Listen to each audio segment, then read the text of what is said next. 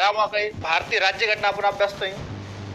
आज आपण जो महत्त्वाचा जो काही टॉपिक आहे संसद हा टॉपिक आपण अभ्यासणार आहोत. या टॉपिकमध्ये जी काही कायदा निर्मितीची प्रक्रिया आहे, कायदा निर्मितीसाठी जी काही संसदेला जे काही महत्त्व प्राप्त झाले याविषयी आपण जाणून घेणार आहे.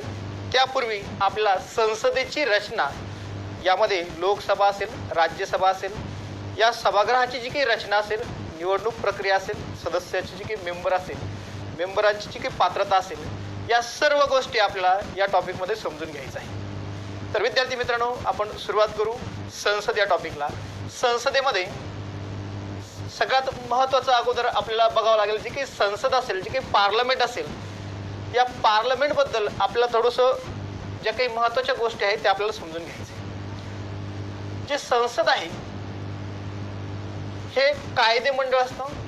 हे कायदे मंडळ जे असेल हे शासन संस्थेचं अंग असेल. याला शासन संस्था आपण बघितलेलं आहे की जे काही शासन असतं, जे सरकार असतं, या शासन संस्थेचे जे काही अंग असतात, 3 प्रकारचे अंग असतात. पण यामध्ये याला शासन संस्थेचे अंग म्हणता येईल, शासन संस्थेचे भाग म्हणता येईल, शासन संस्थेचे पार्ट म्हणता येईल. आपण बघा लोकशाहीचे 3 स्तंभ अभ्यासतो.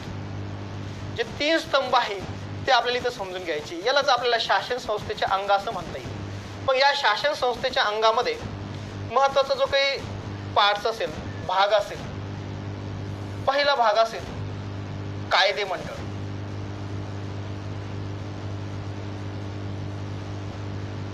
यानंतर दुसरा महत्त्वाचा भाग असेल कार्यकारी मंडळ. यानंतर तिसरा महत्त्वाचा पार्ट असेल, भाग असेल, तो असेल न्याय मंडळ.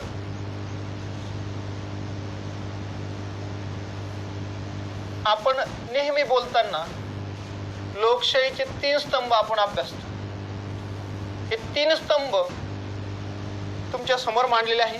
एक असेल कायदे मंडळ, दुसरा असेल कार्यकारी मंडळ, तिसरा असेल न्याय मंडळ, आणि चौथा जो आहे आपण त्याला मीडिया असं म्हणतो. जे की मीडिया असेल, हा मीडिया आपण चौथा स्तंभ असं मानतो. परंतु ॲक्च्युली शासन संस्थेचे किंवा लोकशाहीचे हे 3 पार्ट्स असतात: कायदे मंडळ, कार्यकारी मंडळ आणि न्याय मंडळ. आता यांच्या बाबतीत यांचं जर कार्य जर आपण बघितलं, जे कायदे मंडळ असेल त्याच्या शब्दावरूनच आपल्याला एक लक्षात येते, कायदे मंडळ, कायदे निर्माण करण्याचं जे काही कार्य असेल ते कायदे मंडळाचं असेल. कार्यकारी मंडळ हे या कायद्याची अंमलबजावणी करत असतं आणि या संदर्भात काही वाद निर्माण झाला त्या संदर्भात न्यायदान करण्याचं काम हे न्याय मंडळाचं असतं. कायदे मंडळ जे असेल, भारताने संसदीय प्रणाली स्वीकारलेली, त्यानुसार आपले कायदे मंडळ जे असेल ते द्विग्रही असेल. हे जे काही द्विग्रही कायदे मंडळ असेल, यामध्ये द्विग्रही या शब्दावरच स्पष्ट होते की 2 ग्रह असणार, 2 सदन असणार, 1 सदन असणार. याला आपण उच्च सदन म्हणणार, ते असेल राज्यसभा. दुसरं सभागृह असेल ते असेल लोकसभा. आता बघा, कार्यकारी जे मंडळ असेल, या कार्यकारी मंडळाचे सुद्धा 2 प्रकार पडतात. याचे जर आपण प्रकार बघितले तर हे प्रकार 2 असणार. हे 2 प्रकार कोणते कोणते असेल तर ते समजून घेऊ. त्यामध्ये एक असणार स्थायी कार्यकारी विभाग किंवा स्थायी कार्यकारी मंडळ. दुसरं असणार अस्थायी कार्यकारी मंडळ, अस्थायी कार्यकारी मंडळ. यांनाच याला दुसरा शब्द वापरला तो प्रशासकीय कार्यकारी मंडळ. यांना राजकीय कार्यकारी मंडळ असं संबोधलं जातं. जे न्यायमंडळ असेल, न्यायमंडळाची रचना आपण बघितलेली.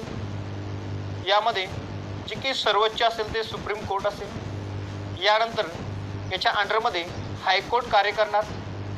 याच्यानंतर खाली दुय्यम न्यायालय असणार.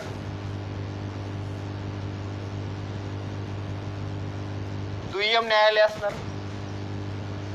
जे काही शासन संस्था आहे आपण संसदीय प्रणाली स्वीकारलेली, याचबरोबर आपण संघ राज्य प्रणाली स्वीकारलेली आहे. पण यामुळे केंद्र स्तरावरती एक कायदे मंडळ असणार, त्याला संसद म्हटलं जाणार. राज्य स्तरावरती विधिमंडळ असणार. केंद्र स्तरावरती जे काही कार्यकारी मंडळ असेल ते केंद्र स्तरावरती कार्य करणार. राज्य स्तरासाठी सुद्धा एक कार्यकारी मंडळ असणार. परंतु जे न्यायमंडळ असेल हे एकात्म व्यवस्था आहे. हे जे काही सर्वोच्च असेल ते सुप्रीम कोर्ट असेल, त्याच्या अंडरमध्ये हायकोर्ट कार्य करणार आणि हायकोर्टच्या अंडरमध्ये दुय्यम न्यायालय कार्य करणार.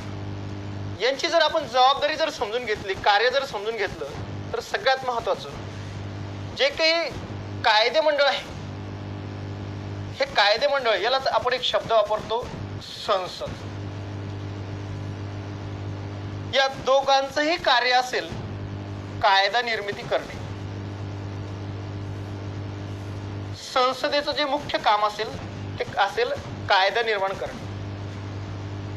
हा जो काही कायदा तयार झालेला असेल, कायदे मंडळाने तयार केलेला कायदा, त्याची अंमलबजावणी करण्याचं काम हे कार्यकारी मंडळावरती असेल. या कायद्याची अंमलबजावणी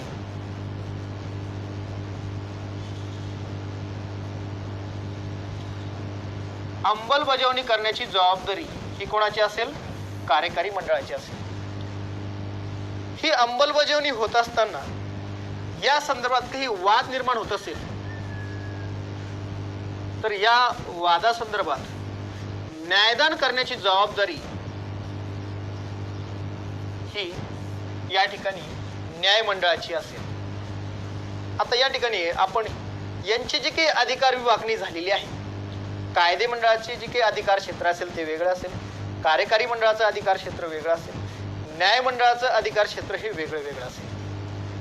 यांनी एकमेकाला समतोल ठेवून आपल्या आपल्या अधिकारांचं जबाबदारी पार पूर्ण करून या ठिकाणी जे काही प्रशासन असेल ते चालवायचं असतं. कायदे मंडळ म्हणजे आपलं संसद.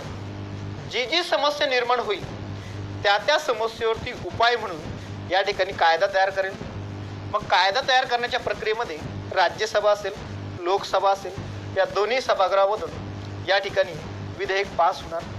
विधेयक पास होऊन जे काही कार्यकारी मंडळ असेल, स्थायी किंवा प्रशासकीय कार्यकारी जे मंडळ असेल, मग यामध्ये जे काही आपलं सेंट्रलचे जे काही कर्मचारी असतील, स्टेटचे जे काही कर्मचारी असतील, सेंट्रलचे जे काही अधिकारी असतील, IAS अधिकारी असतील, IPS अधिकारी असतील, याचबरोबर स्टेटचे जे काही अधिकारी असतील, क्लास 1 अधिकारी असतील, क्लास 2 अधिकारी असतील, इतर जे काही कर्मचारी असतील, यांचा स्थायी कार्यकारी मंडळामध्ये समावेश होतो किंवा यांनाच प्रशासकीय कार्यकारी मंडळ असं म्हटलं जातं.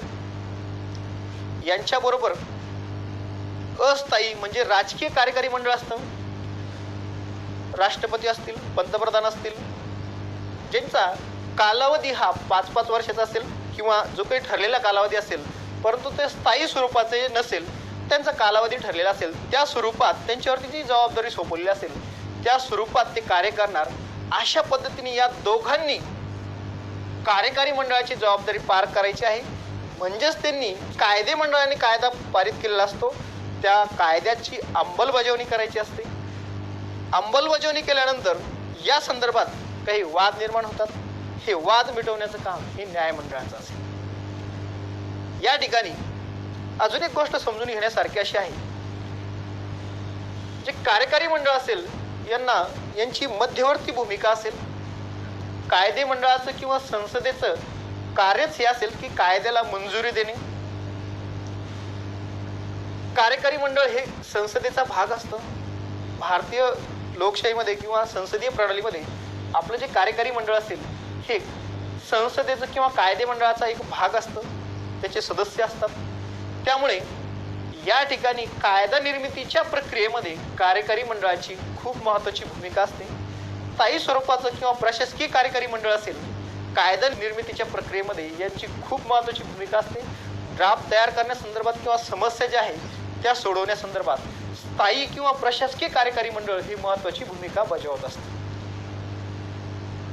संसदीय प्रणालीमध्ये शासन संस्था असेल, शासन संस्थेचे या प्रकारचे कायदे मंडळ, कार्यकारी मंडळ आणि न्यायमंडळ हे 3 स्तंभ असेल, 3 संस्था असेल, 3 अंग असेल. या ठिकाणी आपण जे काही संसद हा टॉपिक बघणार आहे, तर जो संसद हा टॉपिक बघणार आहे, आपण याच्यापूर्वी सुरुवातीला कार्यकारी मंडळाची माहिती घेतली. मग यामध्ये राष्ट्रपती, उपराष्ट्रपती, पंतप्रधान, महान्यायवादी, पंतप्रधान व मंत्रिमंडळ यांची सुद्धा आपण माहिती घेतली. त्यानुसार आता या ठिकाणी आपल्याला जे काही कार्यकारी मंडळ हा जो काही पार्ट आहे, संसद हा जो काही, याची माहिती घ्यायची. तर यामध्ये सगळ्यात सुरुवातीला आपण संसदेचं महत्व जाणून घेऊ. संसदेचं महत्व बघत असताना सर्वात प्रथम जी काही घटनेमध्ये तरतूद करण्यात आलेली आहे, भाग 5 यामध्ये प्रकरण जे 2 असेल, प्रकरण 1 हे कार्यकारी मंडळासंदर्भात असेल, त्यामध्ये राष्ट्रपती, उपराष्ट्रपती, पंतप्रधान, मंत्रिमंडळ यांची माहिती दिली. प्रकरण 2 मध्ये 79 ते 122 या कलमांच्या दरम्यान संसदेची माहिती देण्यात आली. 79 असेल, 80 असेल, वेगवेगळ्या स्वरूपात प्रत्येक कलमामध्ये संसदेची माहिती देण्यात आली. संसदेचं महत्व जाणून घेत असताना संसद हे भारतातलं सर्वोच्च कायदेमंडळ असेल. सर्वोच्च कायदेमंडळ म्हणजे भारतातला सर्वोच्च कायदा तयार करण्याचा अधिकार हा संसदेला असेल. राज्य सूचीमध्ये किंवा राज्य स्तरावरती कायदा करण्याचा अधिकार हा विधिमंडळाला असतो. परंतु पूर्ण देश लेवलवरती, भारताच्या स्तरावरती, भारतामध्ये सर्वोच्च कायदा करणारी जी काही संस्था असेल, सर्वोच्च कायदे करणारी शासनाचं सर्वोच्च जे काही अंग असेल, त्याला म्हटलं जातं संसद. काय म्हटलं जाणार त्याला? संसद. संसद कायदा तयार करण्याचं काम करत असेल. संसदेचं कार्य असेल कायदा निर्मिती करणे. हा कायदा चेकआउट करण्याचं काम हे न्यायालयाचं असेल, म्हणजेच सुप्रीम कोर्टाचा असेल. सुप्रीम कोर्ट हा कायदा तपासून बघतं. म्हणजे घटनेच्या दृष्टिकोनातून, घटनेनुसार हा कायदा झालेला आहे का नाही, व्हॅलिड आहे का नाही आहे, हे चेक करण्याचं काम हे सुप्रीम कोर्टाचं असेल. दुसरी महत्वाची गोष्ट, कायदा करण्याचा अधिकार हा संसदेला असेल. जी घटना असेल, या घटनेमध्ये काही बदल करण्याचा अधिकार हा संसदेला असेल. परंतु घटना पूर्णपणे तयार करण्याचा अधिकार हा संविधान सभेला असेल. ही गोष्ट आपल्याला या ठिकाणी समजून घ्यायची. पूर्ण जर घटना आपल्याला बदलायची असेल, नव्याने घटना आपल्याला पाहिजे असेल, नवीन संविधान आपल्याला अपेक्षित असेल, तर ते काम संविधान सभेवरती असणार. परंतु तात्पुरत्या स्वरूपाचं किंवा यामध्ये जी काही घटना तयार झालेली आहे, यामध्ये काही थोडक्यात जर बदल करायचे असेल, तर ते बदल करण्याचा अधिकार हा संसदेला असेल. तो जो बदल असेल तो व्हॅलिड आहे की नाही आहे हे चेक करण्याचं काम हे संसदेचं असेल. संसद केलेला कायदा हे तपासून बघू शकतो. अशा पद्धतीने संसदेचं महत्व सांगता येईल. संसदेचं आपण बघितल्यानुसार या ठिकाणी द्विग्रही कायदेमंडळ असेल. यानुसार एक वरिष्ठ सभागृह असेल, दुसरं कनिष्ठ सभागृह असेल. वरिष्ठ सभागृह आपण राज्यसभेला म्हणतो, कनिष्ठ सभागृह आपण लोकसभेला म्हणतो. वरिष्ठ सभागृह हे स्थायी सभागृह असतात, कनिष्ठ सभागृह हे अस्थायी सभागृह असणार. म्हणजे दर 5 वर्षांनी यांच्या निवडणुका होणार. वरिष्ठ सभागृह स्थायी स्वरूपाचं असतं. 1/3 सदस्य दर 2 वर्षांनी निवृत्त होणार, एवढेच नव्याने भरले जाणार. त्यामुळे ते सभागृह स्थायी असतं. त्याची निवडणूक प्रक्रिया पुढे समजून घेऊ. लोकप्रतिनिधी, जनतेने निवडून दिलेले जे काही लोकप्रतिनिधी असतात ते कनिष्ठ सभागृहामध्ये बसतात. द्विग्रही संसद, द्विग्रही कायदेमंडळ ही प्रणाली आपण ब्रिटनकडून स्वीकारलेली आहे. ब्रिटनमध्ये सुद्धा एक हाऊस ऑफ कॉमन आहे, दुसरा असेल हाऊस ऑफ लॉर्ड असेल. हाऊस ऑफ लॉर्ड हे आपल्या लोकसभेसारखं म्हणजेच वरिष्ठ सभागृह असेल, हाऊस ऑफ कॉमन हे कनिष्ठ सभागृह असेल. अमेरिकेमध्ये सुद्धा अशा पद्धतीची द्विग्रही सदन आहे. यामध्ये एक सिनेट असणार, एक हाऊस ऑफ रिप्रेझेंटेटिव्ह असणार. आपण भारताला संसद असं संबोधतो. भारताचे कायदे करणारी जी काही सर्वोच्च संस्था असेल तिला आपण संसद असं संबोधतो. अमेरिकेमध्ये तिथलं जी काही सर्वोच्च कायदा करणारी जी काही संस्था आहे त्याला काँग्रेस असं संबोधलं जातं. वेगवेगळ्या देशामध्ये जी काही कायदा निर्मिती करणारी जी काही संस्था आहे वेगवेगळ्या नावाने त्यांना ओळखलं जातं. भारतामध्ये याला संसद असं म्हटलं जातं, अमेरिकेमध्ये त्याला काँग्रेस असं संबोधलं जातं. भारताने द्विग्रही कायदे मंडळ ही जी काही पद्धत आहे ही आपण ब्रिटनकडून स्वीकारलेली आहे. अशा पद्धतीने संसदेचं महत्त्व सांगता येईल. निर्मिती आपण समजून घेऊ. कलम 79 नुसार संसदेची निर्मिती देण्यात आली. संविधानामध्ये 79 मध्ये स्पष्ट करण्यात आलेलं आहे, संसदेमध्ये भारतासाठी एक संसद असेल, यामध्ये दोन सभागृह असेल, एक लोकसभा, दुसरं राज्यसभा आणि राष्ट्रपती यांचं मिळून संसद तयार होईल. कलम 79 नुसार भारताची जी काही संसद असेल या संसदेच्या व्याख्येमध्ये खालील 3 घटकांचा समावेश होणार. यामध्ये पहिला घटक असेल राज्यसभा, दुसरा असेल लोकसभा आणि तिसरा असेल राष्ट्रपती.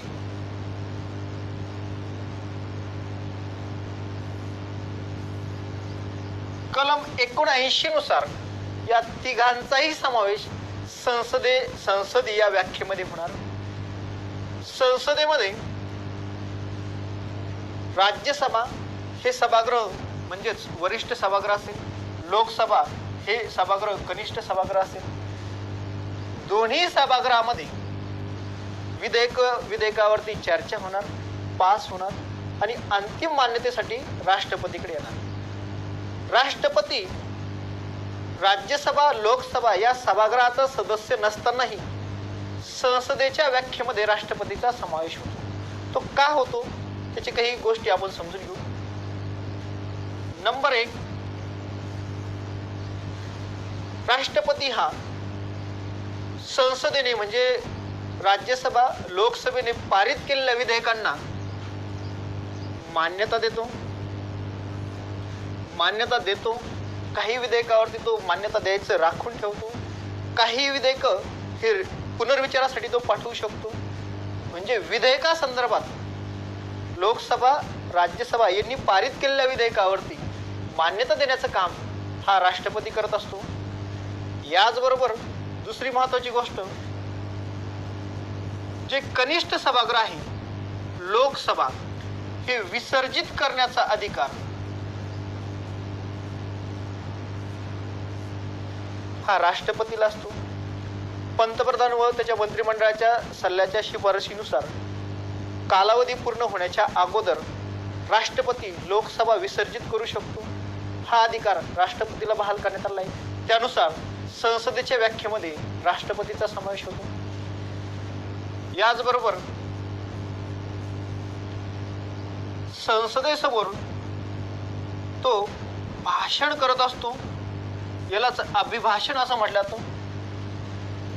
नवीन लोकसभा स्थापन झाल्यानंतर सर्वप्रथम कामकाज सुरू होण्यापूर्वी तो या ठिकाणी अभिभाषण करत असतो. दरवर्षी संसदेच्या दोन्ही सदनासमोर तो भाषण करत असतो. त्याला अभिभाषण असं म्हटलं जातं. सरकारची ध्येय धोरणं तो या ठिकाणी स्पष्ट करत असतो. याचबरोबर संसदेचे